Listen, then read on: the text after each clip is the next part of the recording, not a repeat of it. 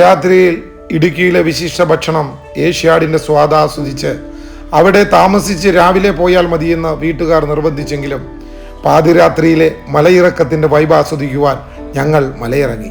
താമസിക്കുവാൻ ഒരു സ്ഥലം അന്വേഷിച്ച് ചെറുതോണി പട്ടണം വരെ ഞങ്ങൾക്ക് എത്തേണ്ടതായി വന്നു. റിസപ്ഷനിൽ ഉറക്കം തൂങ്ങിയിരുന്ന ആളെ വിളിച്ചുണർത്തി ഞങ്ങൾ സാമാന്യം ഭേദപ്പെട്ട ഒരു മുറിയെടുത്തു. ഇടുക്കിയിലെ മഞ്ഞിൻ്റെ തണുപ്പ് ആസ്വദിച്ച് സുഖകരമായ ഉറക്കം.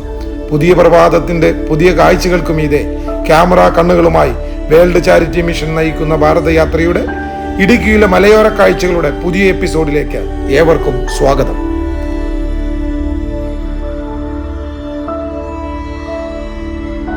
നേരം നന്നേ വെളുത്തു. ഇടുക്കിയിലെ തണുപ്പിൽ പുതച്ചുമൂടി കിടക്കുവാൻ ഒരു പ്രത്യേക അനുഭൂതി തന്നെയാണ്. കൂടുതൽ ഉറക്കത്തിന് അനുമതി നൽകാതെ ഞങ്ങളുടെ ബേസു എന്നെയും ജെയ്സനെയും വിളിച്ചുണർത്തി. രാവിലെ തന്നെ ഒരു ചായ എവിടെയായാലും അതൊരു പതിവാണ്. അതിനായി ഞങ്ങൾ ചെറുതോണി പട്ടണത്തിലൂടെ നടന്നു. ചെറുതോണി പട്ടണത്തിലെ കടകളെല്ലാം തുറന്നു വരുന്നതേയുള്ളൂ. ലോട്ടറി കച്ചവടക്കാരും മീൻ കച്ചവടക്കാരും തടിപ്പണിക്കാരും അതിഥി തൊഴിലാളികളും നന്നേ പ്രഭാതത്തിലെ തന്നെ സജീവമായി കഴിഞ്ഞിരുന്നു.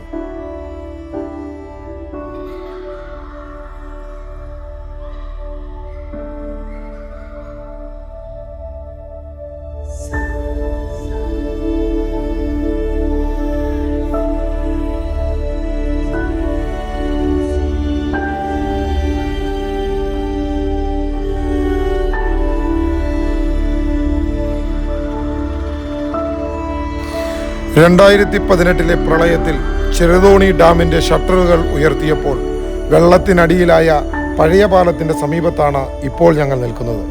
ഇടുക്കി ആർച്ച് ഡാം നിർമ്മിക്കുവാൻ 70 കൊല്ലങ്ങൾക്ക് മുമ്പ് സാധന സാമഗ്രികൾ കൊണ്ടുപോകുവാൻ നിർമ്മിച്ചതാണ് ഈ പാലം. പാലത്തിനോട് ചേർന്നുണ്ടായിരുന്ന വ്യാപാര സ്ഥാപനങ്ങളും വീടുകളും 18 പ്രളയത്തിൽ നാമാവിശേഷമായെങ്കിലും 1940കളിലെ അതിദാരിദ്ര്യകാലത്ത് മലേറിയയിൽ നിന്നും വന്യമൃഗാക്രമണങ്ങളിൽ നിന്നും പ്രകൃതി ദുരന്തങ്ങളിൽ നിന്നും അതിജീവിച്ച കാരിരുമ്പിൻ്റെ കരുത്തും അടിയുറച്ച നിശ്ചയദാർഢ്യവുമുള്ള മുൻ തലമുറക്കാരുടെ അതേ ജനസു തന്നെയാണ് പിൻതലമുറക്കാരും എന്ന് തെളിയിച്ചുകൊണ്ട് ചെറുതോണി പട്ടണത്തെ പഴയ പട്ടണത്തെക്കാൾ പ്രതാപശാലിയാക്കി.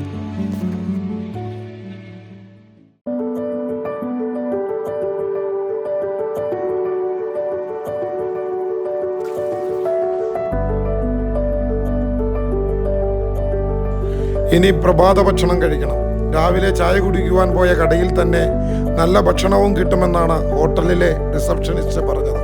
ഭക്ഷണം കഴിച്ചിട്ട് വേണം മലമുകളിലെ മുത്തച്ഛൻ്റെ അടുത്തേക്ക് ഒന്നുകൂടെ പോകുവാൻ. സാമ്പത്തിക പ്രതിസന്ധിയിൽ കഴിയുന്ന മലയോര ജനതയെ വീണ്ടും നാശത്തിലേക്ക് തള്ളിവിടുന്ന ഇടുക്കി ജില്ലയിലെ ജനങ്ങളെ രണ്ടാം തരം പൗരന്മാരായി കണക്കാക്കുന്ന വാഗ്ദാനം നടത്തിയ ഞങ്ങൾ ഹോട്ടലിനെ ലക്ഷ്യമാക്കി നടന്നു. നല്ല ചൂടൻ പൊറോട്ടയും മുട്ടക്കറിയും. മല കയറാനുള്ളതല്ലേ. ജെയ്സനും ബേസുവും പൊറോട്ടയിൽ പിടിച്ചപ്പോൾ ഞാൻ ചിരട്ടപ്പുട്ട് പരീക്ഷിക്കാം എന്ന് കരുതി. എല്ലാം സ്വാദിഷ്ടമായ ഭോജനം, അടിപൊളി.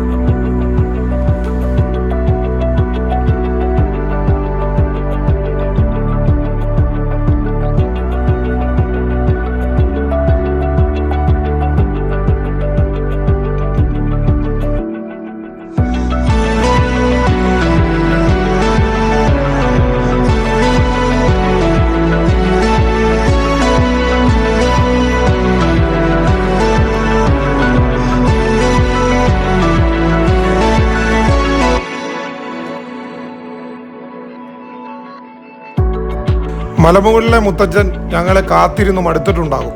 കഠിനാധ്വാനികളായ ഇടുക്കിക്കാർ മഴയാണെങ്കിലും മഞ്ഞാണെങ്കിലും രാവിലെ തന്നെ എഴുന്നേറ്റ് തങ്ങളുടെ ജോലികളിൽ ഏർപ്പെടുകയാണ് പതിവ്. എന്തായാലും മുത്തച്ഛൻ്റെ കുറച്ച് കഥകൾ കേൾക്കണം. മുത്തച്ഛൻ കാണിച്ചു തരാമെന്നേറ്റ കാഴ്ചകൾ കാണണം.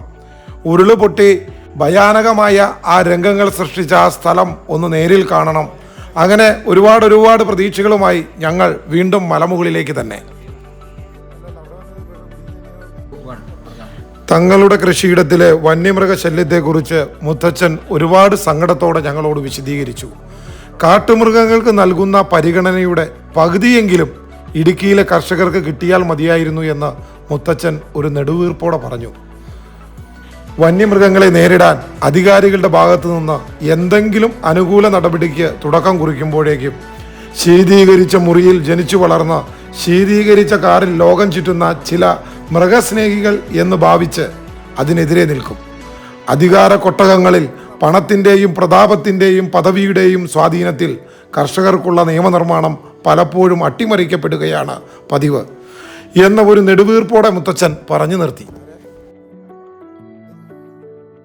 കുറച്ച് നാളുകൾക്ക് മുമ്പ് തൻ്റെ കൃഷിയിടത്തിൽ ഒരു മലമ്പാമ്പിനെ കണ്ട് മുത്തച്ഛനും മുത്തച്ഛിയും പേടിച്ചു പോയ കഥ വളരെ രസകരമായ രീതിയിൽ തന്നെ മുത്തച്ഛൻ വിശദീകരിച്ചു.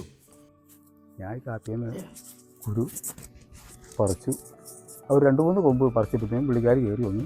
പുള്ളിക്കാരി പറിച്ച് പിടിക്കും. ഞാൻ ഊരി ഊരി പിന്നെ ഒരു കൊമ്പ് തീരെ തൂരാനുണ്ട്. അത് കയ്യാലെ താഴോട്ട് കിടക്കുക. അപ്പോൾ ഞാൻ ഇതേ വിളിച്ചു കഴിഞ്ഞാൽ ഒരു തോട്ടിയുണ്ട്, കവരെയുള്ള തോട്ടി. ഈ തോട്ടി ഇട്ടിഞ്ഞ് വലിച്ചേച്ച് ചാടി പിടിച്ചു. അപ്പോൾ പിടിക്കണമെങ്കിൽ ഈ താഴെ ഇറങ്ങിയിട്ട് വേണം. ഒരു കല്ലിന് പുറത്തു നിന്നായി പിടിക്കാൻ. അപ്പോൾ കാപ്പി ഇവിടെ ഇങ്ങനെ നിൽക്കുക. അപ്പോൾ ഈ കാപ്പിയുടെ ചുവട്ട് ഈ സാധനം കിടക്കണത്.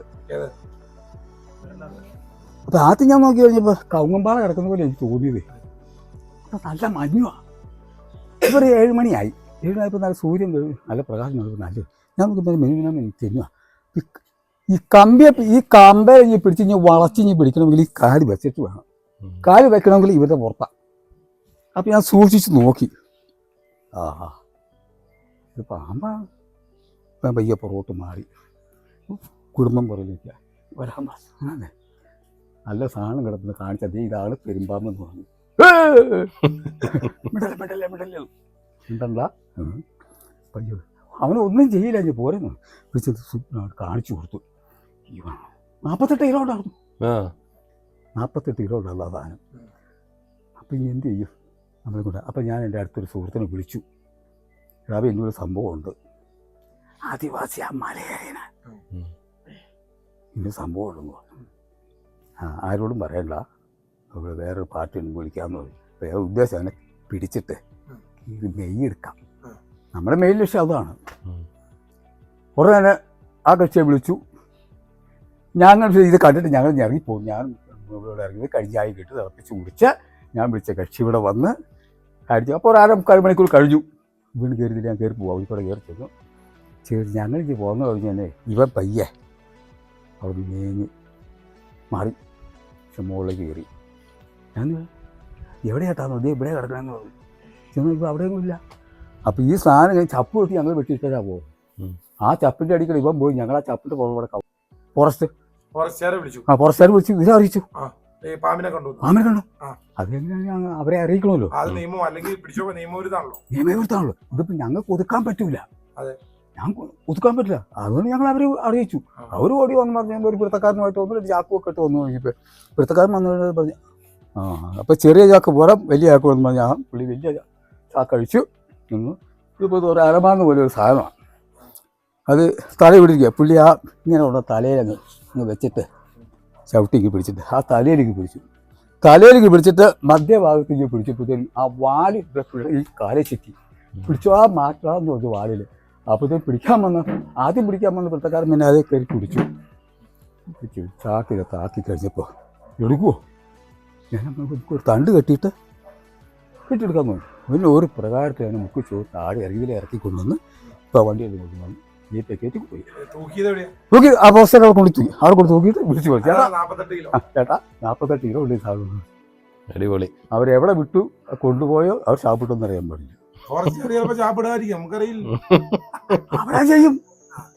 അവരാ ചെയ്യും. ഇതിന് അടുത്ത വാട്ടി രാവിലെ തന്നെ നമുക്ക് അപ്പച്ചൻ ഇന്നലെ പറഞ്ഞ ആ ഉരുള് പൊട്ടിയ സ്ഥലമൊക്കെ ഒന്ന് കാണാം.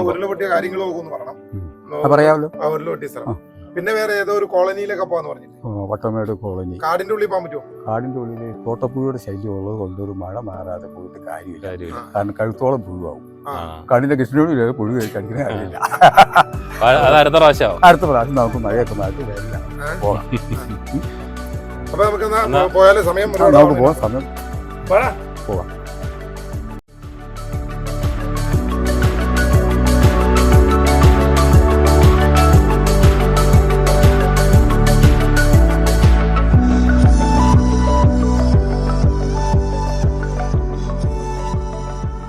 നമ്മുടെ മറ്റേ കഥയുടെ ബാക്കി 2 മണിക്ക് അവിടെ ഉരുള് പൊട്ടി. ഇവിടെ 2 മണിക്ക് അവിടെ 2 മണിക്ക് ഉരുൾപൊട്ടി. ഇവിടെ വൈകിട്ട് 6:05 അത് നേരത്തെ ഒച്ച വല്ലതും കേട്ടോ? എങ്ങനെയാ 2018 ആഗസ്റ്റ് 14-ാം തീയതി 6:05. നേരത്തെ ഒച്ച കേൾക്കുവോ? ഈ ക്രമത്തിൽ കൂടുതൽ ഇതൊരു നേരത്തെ പണ്ട് നല്ലൊരു വഴിയായിരുന്നു. ഒരു മീറ്റർ വീതിക്ക് വഴി ഉണ്ടായിരുന്നു. അപ്പോൾ ഇങ്ങനെ ഇങ്ങോട്ട് ഇത് പണ്ട് നേരത്തെ ഇങ്ങനെ ഒരു വഴിയുള്ളതാണ്. അപ്പോൾ ഈ വഴിക്കൂടെ ക്രമത്തിൽ കൂടുതൽ വെള്ളം ഈ മഴ കൊണ്ടുവന്ന പെയ്തോടുകൂടി ഇതിലുള്ള ഈ കാട് കിടക്കുന്ന ഒരു കിണറാണ്. ഈ കിണർ മെത്തിയിട്ട് ഈ വെള്ളം ഇങ്ങനെ ഈ അരി തിളയ്ക്കുന്ന പോലെ ഈ കിണറ്റിൽ വെള്ളം തിളച്ചുകൊണ്ടിരിക്കുക. അതുപോലെ തന്നെ ഈ പറ മൊത്തം വെള്ളം. ഇവിടെ ഒരു വലിയ വീടിരുന്നതാണ്. ഈ വീടിൻ്റെ ഒരു മിറ്റം അങ്ങോട്ട് ഇടിച്ചു പോകുന്നു. അപ്പോൾ അന്നേരം അവരൊക്കെ ഞാനിങ്ങനെ അന്ന് ഈ റോഡത്ര കാട് പിടിച്ച് കിടപ്പില്ല. ഇപ്പോൾ ജനവാസം കുറഞ്ഞു പോകുന്നത് അപ്പോൾ ഈ റോഡിങ്ങനെ കാട് മിറ്റം എപ്പോഴും വണ്ടി വന്നിരുന്ന വഴിയായത്. ഇത് താഴ്ഭാഗം ടാറിങ് വരെ ആയി നിൽക്കുന്നതാണ്. ഇത് കുറച്ചുള്ള മാത്രമേ ഇത്രയും കാട് പിടിച്ച് കിടക്കുന്നുള്ളൂ. അതെന്താണെന്ന് വെച്ചാൽ ഇവിടെ ഇത്രയും ജനവാസം കുറഞ്ഞു പോയതുകൊണ്ടാണ് കുറയാൻ പോയി. ഉരുൾപൊട്ടിയ ആ ദിനത്തിൻ്റെ ഭീകരതയെപ്പറ്റി അപ്പച്ചൻ സ്ഥലത്ത് നിന്ന് ഒരുപാട് വിശദീകരിച്ചു. ഉരുൾപൊട്ടി തുടങ്ങി വന്ന സ്ഥലവും ഒലിച്ചുപോയ സ്ഥലവുമെല്ലാം ഞങ്ങളെ നേർക്കാഴ്ച പോലെ കാണിച്ചു തന്നു. 2018 മുമ്പ് ഇത് ഒരു ജനവാസ കേന്ദ്രമായിരുന്നു. പ്രകൃതിക്ഷോഭങ്ങളും ഉരുൾപൊട്ടലും ഒരു തുടർക്കഥയായപ്പോൾ ഇവിടുത്തെ ജനങ്ങളിൽ കുറച്ചു പേർ ഒലിച്ചുപോയി, കുറേ ആളുകൾ ഒഴിഞ്ഞുപോയി. ആരെല്ലാം പോയാലും ഈ ഇടുക്കിയുടെ മലനിരകളോടുള്ള ഒരു പ്രണയം മുത്തച്ഛനെയും മുത്തച്ഛിയെയും അവിടെ പിടിച്ചു നിർത്തി. വീണ ഒന്നോടം കിട്ടാൻ സാധ്യതയുണ്ട്.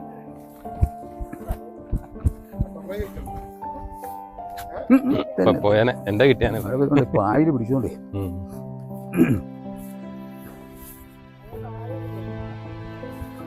പുല്ലിന്റെ പുറത്തോടെ ചവിട്ടി പോകും. ഇവിടെ ഇപ്പൊ നല്ലൊരു വീടിരുന്നാ ആണല്ലേ? അതിന്റെ തറ പോലെ ആണല്ലേ? അല്ല ഇത് അയാൾ ഇത് ഓ ഇത്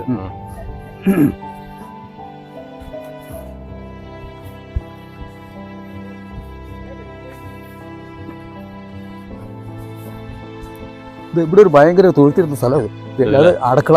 ആ അടുക്കളയിൽ അവർ ഭക്ഷണം കഴിച്ചുകൊണ്ടിരിക്കുക. ബാക്കി ഉണ്ടായിരുന്ന മുറികളും ബാത്റൂം സഹിതം അടിച്ചു പോകുന്നു. ആ അടുക്കളയിൽ ഇരുന്ന ആള് മാത്രം രക്ഷപ്പെട്ടു. അടുക്കളയിൽ അവർ ഭക്ഷണം കഴിച്ചുകൊണ്ടിരിക്കുക. ഭയങ്കര ഭാഗ്യം.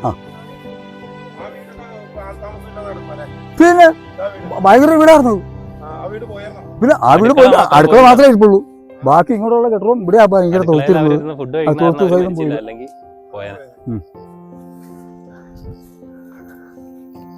അവരും ഈ പറഞ്ഞ പോലെ പുതിയ സ്ഥലത്തേക്ക് പോയില്ലേ?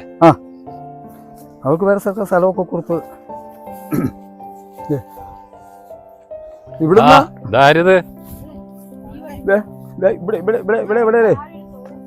ഇവിടെ ഈ ഒരു വീടിരുന്ന് പറഞ്ഞത്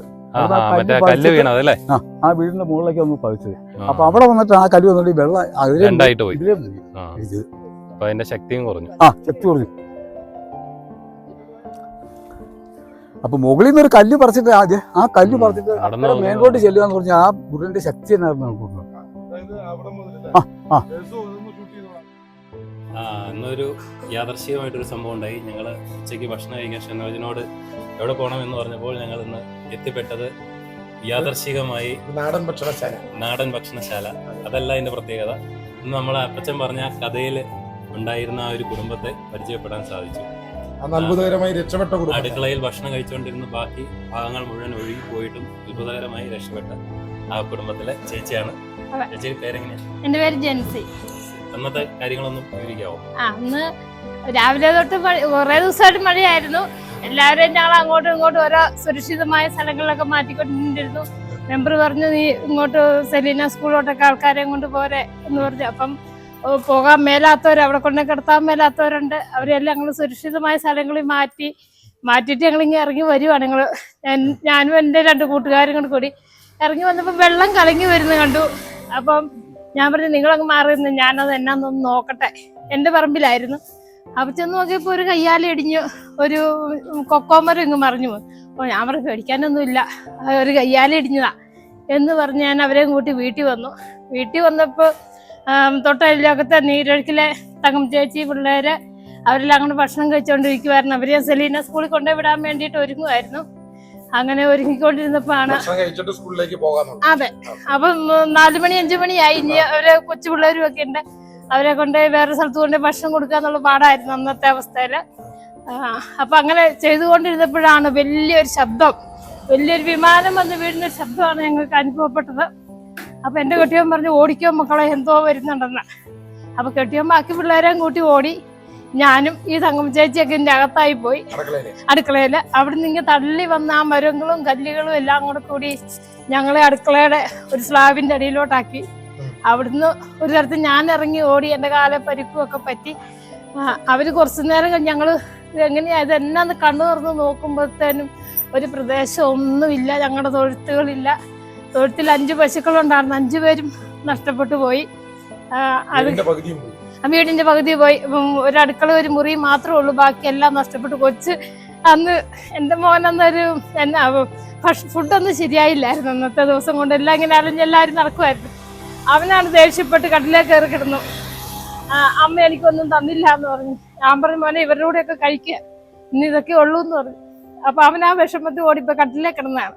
ആ കട്ടിലും എല്ലാം പോയി. എൻ്റെ കൊച്ചെങ്ങനെയോ ദൈവം അത്ഭുതകരമായി രക്ഷപ്പെടുത്തി ഓടിപ്പോയി. അത് എൻ്റെ കൂടെ 4 പേരൂടെ ഉണ്ടായിരുന്നവരെല്ലാം ചെളിക്കകത്ത് കൊണ്ടുപോയെങ്കിൽ എല്ലാരും രക്ഷപ്പെട്ടു, ജീവനോട് രക്ഷപ്പെട്ടു. അതാണ് 4 പേര് മരിച്ചുപോയി. ഞങ്ങളെ തൊട്ടയിലൊക്കെ അന്നേരം വരെ ഞങ്ങൾ ഫോണിൽ സംസാരിച്ചുകൊണ്ടിരുന്നതാണ്. തങ്കം ചേച്ചിയോട് ഇതൊന്നും പറയണ്ട, ഇതേ അവരുടെ കയ്യാല ഇടിഞ്ഞു വരുന്നു, മിറ്റം ഇടിഞ്ഞു വരുന്നു, അവരോട് പുറത്തിറങ്ങണ്ടെന്ന് പറയാം. എൻ്റെ വീട്ടിലാണ് അവര്. അപ്പൊ അവരോട് പുറത്തൊന്നും ഇറങ്ങണ്ടെന്ന് പറയാൻ പറഞ്ഞു. ഞാൻ അവരെ സംരക്ഷിച്ചുകൊണ്ടിരുന്നതാണ്. അപ്പൊ അവര് വർത്താനം പറഞ്ഞുകൊണ്ട് നിന്ന 4 പേരും നഷ്ടപ്പെട്ടു പോയി. ഞങ്ങളുടെ പശുക്കള് 5 എണ്ണമായിരുന്നു, കറവ പശുക്കളായിരുന്നു. അതുങ്ങളെല്ലാം നഷ്ടപ്പെട്ടു പോയി. അത് കഴിഞ്ഞ് അവിടുന്ന് എല്ലാവരുടെയും സഹായം കൊണ്ട് ഞങ്ങൾ കരകയറി വന്നു. ഇപ്പൊ ഞങ്ങൾക്ക് വാട്സപ്പിലൊരു വീടൊക്കെ ആയി. ഞാനിവിടെ സ്വദേശിയില് 3 വർഷമായിട്ട് വർക്ക് ചെയ്യുന്നു. ഇവിടെ അച്ചാറിന്റെ പണിയും ബിസിനസ് ഉണ്ട്, പിന്നെ ഹോട്ടലുണ്ട്. ഞാനിങ്ങനെ ജോലിയൊക്കെ ചെയ്ത് നല്ല ഭക്ഷണമാണെന്ന് സനോജ് പറഞ്ഞ കാരണമാണ് ഞങ്ങള് ഇവിടെ വരെ വന്നത്. ഭക്ഷണം കഴിച്ചു, എല്ലാരും കഴിച്ചു, നല്ല സന്തോഷമായി. ചേച്ചിയുടെയൊക്കെ കൈപുണ്യം ഒക്കെ ഉണ്ട്. അത് ഇനി നിക്കണം ഓർത്തുകൊണ്ടാണ് അത്ഭുതകരമായി ആ രക്ഷപ്പെടലുണ്ടായത്. അതെ അതെ. അപ്പൊ ഒത്തിരി നന്ദി പരിചയപ്പെട്ടതിൽ. ഇനി ഇതിലെ വരുമ്പോ ഭക്ഷണം കഴിക്കാൻ കയറും. അപ്പൊ ഈ മുഖങ്ങൾ മറക്കരുത്.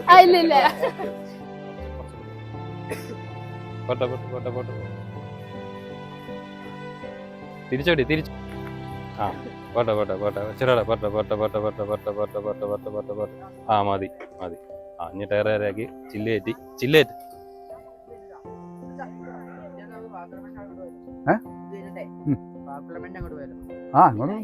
എന്നാ ഓ ഇതിനകത്ത് ഇതിന്റെ സ്ഥലത്തിന്റെ പേരെന്നാടാ?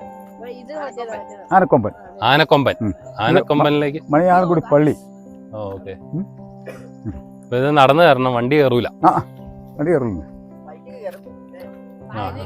ഇതിലെ ബൈക്ക് ഓട്ടോയും കയറി പോകും. ബൈക്കും ഓട്ടോ.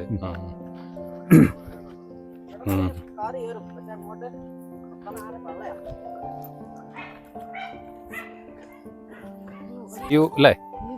View point.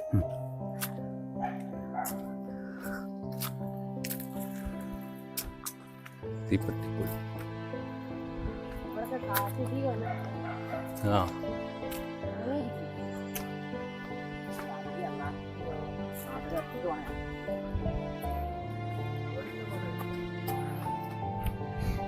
വണ്ടി കയറുന്നില്ല. കേട്ടതൊന്നും ആയില്ലേ? അവച്ചന് എത്ര വയസ്സായി? എനിക്കോ 75. 45 വയസ്സുള്ളവരൊന്നും കയറുന്നില്ലേ? ഇല്ലേ?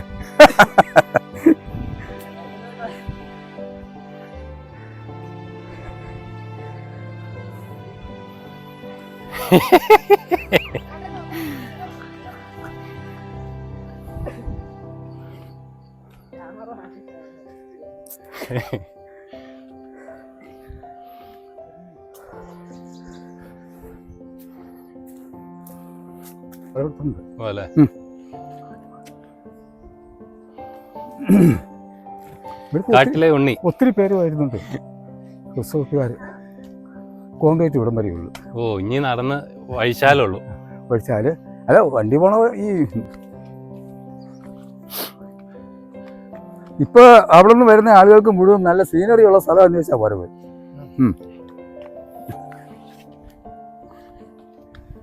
ഇപ്പൊ കരിത്തോട് വന്നു. കരിത്തോട് ഇപ്പൊ ഈ മഴക്കാലത്ത് പോയി കഴിഞ്ഞാൽ പുഴു നമ്മൾ തവിടുകൂടിയാക്കും. കരിത്തോടെ വനത്തിൽ സുഖമാണ്. കാരണം പറഞ്ഞ നിരപ്പ് സ്ഥലമാണ്. ഇറങ്ങിപ്പോരില്ലേ അത്ര നല്ല സെറ്റപ്പ് സ്ഥലമാണ്.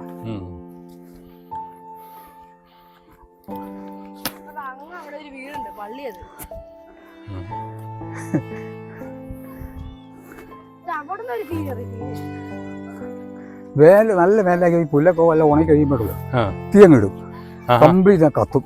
ആണല്ലേ, നല്ല മൊട്ടക്കുന്ന്. പിള്ളേരൊക്കെ ഉണ്ടല്ലോ.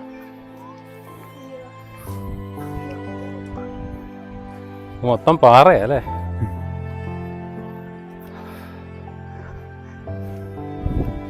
അതാണ് ആനക്കൊമ്പ് എന്ന് പറയുന്നത് അമ്മയുടെ. ഇത് ലക്കലിട്ട് നോക്കി, ആനക്കൊമ്പ് സ്ഥലം അതാണ്. ആനക്കൊമ്പ് ഇതും ആനക്കൊമ്പ് ഏരിയ. അത് കോടാകോടി. അതിൻ്റെ മുകളിൽ ആ ടോപ്പിൽ നിന്ന് കഴിഞ്ഞാൽ കൊച്ചിക്കാരികളുടെ കപ്പൽ പോകുന്ന കാണാം. അടിപൊളി. രാത്രി അങ്ങോട്ട് കയറാൻ പറ്റില്ല അല്ലേ? വേനലായി കഴിഞ്ഞാൽ പോവാം. രാത്രി നല്ലൊരു സ്ഥലം. പിന്നെ ചെറുതോണി ഡാമാണ് ഇതിന്റെ കാണുന്നത്. Dam Cheruthoni dam, Idukki dam, അതിന്റെ അപ്പുറത്ത് ആർച്ചി ഡാം അപ്പുറത്ത് സൈഡില്. ഇത് ചെറുതോണി ഡാമാണ്. ആ മലയുടെ അപ്പുറത്ത് അത് കുയിലിത്തണ്ട്. വലിയമല കുയിലിത്തണ്ട്. അവിടെ ആൾതാമസം ഉണ്ടോ? അതിന്റെ അടിവശം കോട്ടേഴ്സ് അല്ല മൊത്തം. അതിന്റെ താഴെയാണ് അതിന്റെ താഴെ കോട്ടേഴ്സ് കുയിലിത്തണ്ട്. അതിന്റെ അടിവശം 5 മൈൽ തൊട്ടി എന്ന് പറയും. ഫോറസ്റ്റ് ഏരിയ ആണ്. അതിന്റെ അങ്ങനെ ചെവി കൂടി ഇറങ്ങിയാണ് നമ്മൾ റൂട്ട് നടന്നു പോകണം. പക്ഷെ ഇപ്പം വലിയ മഴ മാറി കഴിഞ്ഞാൽ ഒരു ഡിസംബർ ആയി കഴിഞ്ഞാൽ ഇഷ്ടം പോലെ ആൾക്കാരുണ്ട്. ജീപ്പൊക്കെ കയറി ചെല്ലും കുറെ പാടും. അവിടെ റിസോർട്ട് അക്ലമേട് കഴിഞ്ഞിട്ട് നമുക്ക് കുട്ടിക്കാനം വഴി തിരിച്ചിറങ്ങാം.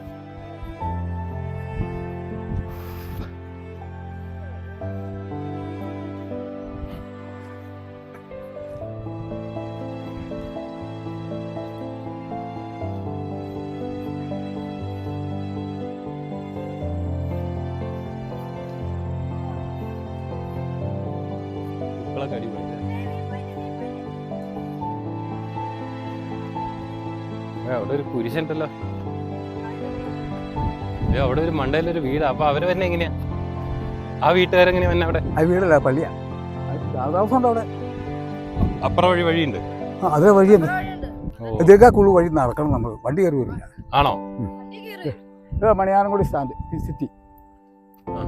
മണിയാറൻകുടി കുട്ടപ്പ് സിറ്റി.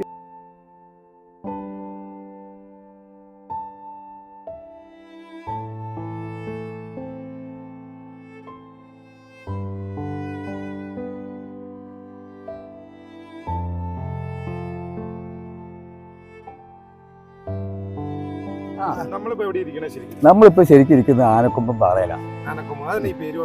ഈ പേര് വരാൻ കാരണം വെച്ച് കഴിഞ്ഞാല് പണ്ട് ആന ആനക്കൊമ്പൻ എന്ന് പറഞ്ഞ ഫോറസ്റ്റ് ഏരിയ. അവിടെ ഒരു ആന ശരിഞ്ഞായിരുന്നു. അത് ഫോറസ്റ്റുകാർ വന്ന് അതിന്റെ കൊമ്പെടുത്ത് ആ പാറയിൽ വെച്ച് വരച്ച് അന്ന് മുതലാണ് ഈ ആനക്കൊമ്പം പാറ എന്ന് പറയുന്നത്. ആ ആനക്കൊമ്പൻ പാറയുടെ വര ഇപ്പോഴും മായാതെ കിടക്കുന്നതാണ് ഇവിടെ. ആനക്കൊമ്പൻ പാറ ഇത് തന്നെ ഉണ്ട്, ഇവിടെ തന്നെ ഉണ്ട്. ഇപ്പോഴും ഉണ്ട്. വർഷങ്ങൾക്ക് മുമ്പ് കിടന്നതാണ്. അന്ന് മുതലാണ് ഈ ആനക്കൊമ്പൻ പാറ എവിടെ അറിയപ്പെടുന്ന ആനക്കൊമ്പൻ. ഫോറസ്റ്റില് റെക്കോർഡിലും ആനക്കൊമ്പൻ, സർക്കാർ റെക്കോർഡിൽ വരുന്നു ആനക്കൊമ്പൻ. ഏതാ സ്ഥലം? മണിയാറൻകുടി. ആനക്കൊമ്പൻ മണിയാറൻകുടി എന്ന് പറയും. ഞാനിപ്പോ ഇടുക്കിയിൽ വന്നിട്ട് 60 വർഷമായി. 60 വർഷമായി. ഇടുക്കിയുടെ രീതി അന്ന് ഇടുക്കി ഡാമിന്റെ പണി തുറക്കമുള്ളൂ. തുടങ്ങുന്ന സമയം അന്ന് ഇങ്ങോട്ട് വഴിയൊന്നുമില്ല. ഞങ്ങൾ ബസ്സൊന്നുമില്ല. ഞങ്ങൾ തൊടുപുഴ കൂടി ഉടുമ്പന്നൂർ വഴി വന്ന് കൈതപ്പാറ കൊണ്ടേരി കയറ്റം കയറിയാണ് ഈ വാഴത്തോപ്പിലേക്ക് കമ്പ് വന്നുകൊണ്ടിരുന്നത്. അന്ന് ഞാൻ വരുന്ന കാലത്ത് ഇടുക്കി നടന്നു വരുന്ന കാലം ആനക്കാട്ടിക്കിടന്ന്.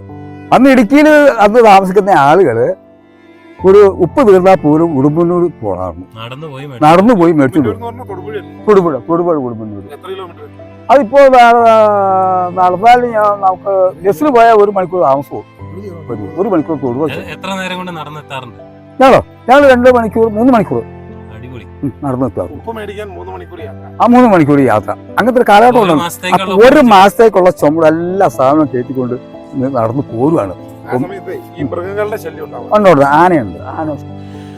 പശ്ചിമഘട്ടത്തിന്റെ ഹൃദയത്തിൽ പച്ചപ്പിന്റെ അനന്തമായ തിരമാലകൾ തീർത്ത് ഇടുക്കി നിലകൊള്ളുന്നു. കോടമഞ്ഞിന്റെ തണുപ്പണിഞ്ഞ് മലനിരകൾ കാവലിരിക്കുന്ന ഈ ഭൂമി ഒരു കവിയുടെ ഭാവന പോലെ മനോഹരമാണ്. ഇവിടെ ഓരോ കാഴ്ചയും ഒരു കഥ പറയുന്നു. പ്രഭാതത്തിൽ പുലർകാല സൂര്യരശ്മികൾ മരച്ചില്ലകളിൽ തട്ടി താഴേക്ക് പതിക്കുമ്പോൾ ആ ഇലകളിൽ പറ്റിപ്പിടിച്ചിരിക്കുന്ന മഞ്ഞുതുള്ളികൾ രത്നങ്ങൾ പോലെ തിളങ്ങുന്നു. അവിടെവിടെയായി ഉയർന്നു നിൽക്കുന്ന ഇലച്ചെടികളുടെ സുഗന്ധം കാറ്റിൽ അലിഞ്ഞു ചേർന്ന് മനസ്സിനെ കുളിരണിയിക്കുന്നു. പച്ചപ്പട്ട് വിരിച്ച താഴ്വരകളിലൂടെ ഒഴുകിയിറങ്ങുന്ന നദികൾ വെള്ളി നൂലുകൾ പോലെ തിളങ്ങുന്നു. മേഘങ്ങൾ മലകളെ ചുംബിച്ചുകൊണ്ട് താഴേക്ക് ഇറങ്ങി വരുന്ന കാഴ്ച ആരെയും വിസ്മയിപ്പിക്കും. അവ മലയിടുക്കുകളിലൂടെ ഊർന്നിറങ്ങുമ്പോൾ ആ താഴ്വര ഒരു വെളുത്ത കടലായി രൂപാന്തരപ്പെടുന്നു. ആ നീലക്കടലിൽ നിന്ന് ഉയർന്നു വരുന്ന പർവ്വതങ്ങൾ സ്വപ്നഭൂമിയാണോ എന്ന് നമ്മെ ചിന്തിപ്പിക്കുന്നു. ഇടുക്കിയിലെ ഡാമും അതിൻ്റെ നീല ജലാശയവും പ്രകൃതിയുടെ മാസ്മരീകതയുടെ ഒരു അടയാളമാണ്. മലകൾക്കിടയിൽ ശാന്തമായി കിടക്കുന്ന ഈ തടാകം കണ്ണെത്താ ദൂരത്തോളം വ്യാപിച്ചു കിടക്കുന്നു. വെള്ളത്തിൽ പ്രതിഫലിക്കുന്ന നീലാകാശം ആ ജലാശയത്തിന് മറ്റൊരു സൗന്ദര്യം നൽകുന്നു. മൂന്നാറിൻ്റെ തേയിലത്തോട്ടങ്ങൾ പച്ച പരവതാനി വിരിച്ചതുപോലെ മനസ്സിന് കുളിർമ നൽകുന്നു. ഇടയ്ക്കിടെ പ്രത്യക്ഷപ്പെടുന്ന കാട്ടുചോലകളുടെയും അരുവികളുടെയും കളകളാരവം പ്രകൃതിയുടെ സംഗീതമായി കേൾക്കാം. അപൂർവങ്ങളായ നീലക്കുറിഞ്ഞി പൂക്കൾ വസന്തകാലങ്ങളിൽ ഈ മലനിരകളെ നീലക്കടലാക്കി മാറ്റാറുണ്ട്. ഇടുക്കിയിലെ പ്രകൃതി ഭംഗി വെറുമൊരു കാഴ്ച മാത്രമല്ല, അതൊരു അനുഭവമാണ്. മനസ്സിനും ശരീരത്തിനും നവോന്മേഷം നൽകുന്ന ഒരു പുണ്യഭൂമി. ഓരോ തവണയും നമ്മൾ ഇടുക്കിയിലേക്ക് വരുമ്പോൾ പ്രകൃതി അതിൻ്റെ പുതിയ ഭാവങ്ങൾ നമ്മെ കാണിച്ചു തരുന്നു. നമ്മുടെ 2 ദിവസത്തെ ഇടുക്കി യാത്ര അവിസ്മരണീയമായിരുന്നു. അതെ, സമയം പോയതറിഞ്ഞില്ല. വിചാരിച്ചതുപോലെയല്ല. ഞങ്ങൾ പ്രധാനപ്പെട്ട സ്ഥലങ്ങളൊക്കെ ഒന്ന് കണ്ടുപോകാന്ന് ഓർത്ത് വന്നു. പക്ഷെ യാദൃശികമായിട്ടാണെങ്കിലും ഷനോജിനെയും അപ്പച്ചനെയും ഒക്കെ പരിചയപ്പെടാൻ സാധിച്ചു. അത് മാത്രല്ല, കളരി വിശേഷങ്ങളൊക്കെ ഉണ്ട്, അത് അടുത്ത എപ്പിസോഡിൽ. പിന്നെ ഞങ്ങളെ വളരെ നല്ല രീതിയിൽ ഞങ്ങളെ സ്വാഗതം ചെയ്തു. പിന്നെ ഹൈലൈറ്റ് ഏഷ്യാഡ് അതൊന്നും ഞങ്ങൾക്ക് ജീവിതത്തിൽ ഒരിക്കലും മറക്കാൻ പറ്റാത്ത കാര്യങ്ങളാണ്. അപ്പൊ അതിനെല്ലാം ഞങ്ങളുടെ ഇടുക്കി സുന്ദരിയാണ്, ഇടുക്കിയുടെ ആൾക്കാർ അതിലും സുന്ദരന്മാരാണെന്ന് തെളിയിച്ചിരിക്കുന്നു. അപ്പച്ചന് ശരിക്കും ഒഫീഷ്യൽ പേരെന്നാ? മർക്കോസ് അപ്പച്ചൻ, പിന്നെ ഷനോജ്, പിന്നെ ഞങ്ങളുടെ 3 പ്രിയപ്പെട്ട കൂട്ടുകാര്. പേരൊക്കെ ഒന്ന് പറഞ്ഞപ്പാ. എന്റെ പേര് സാംസൺ. എന്റെ പേര് സാമുവൽ. അപ്പൊ ഇടുക്കിയിലെ വിശേഷം ഈ 2 ദിവസം കൊണ്ടൊന്നും തീർന്നില്ല. ഒരുപാട് യാത്ര ചെയ്യാനുണ്ട്, ഇടുക്കി വിശേഷം കാണാനാണ്. അപ്പൊ നമ്മള് ഒരു കാര്യോടെ വിട്ടുപോയി.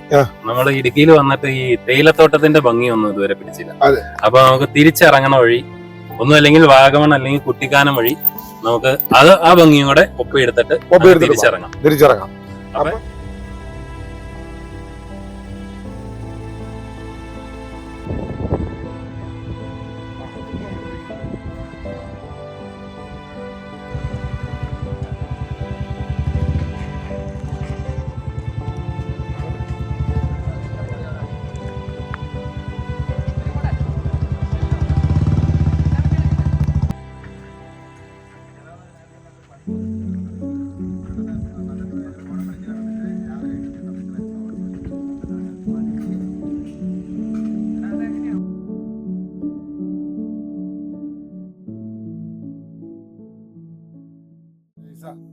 പ്രതീക്ഷിക്കാതെ വന്ന ഒരു യാത്ര ഇവിടെ അവസാനിക്കുകയാണ്.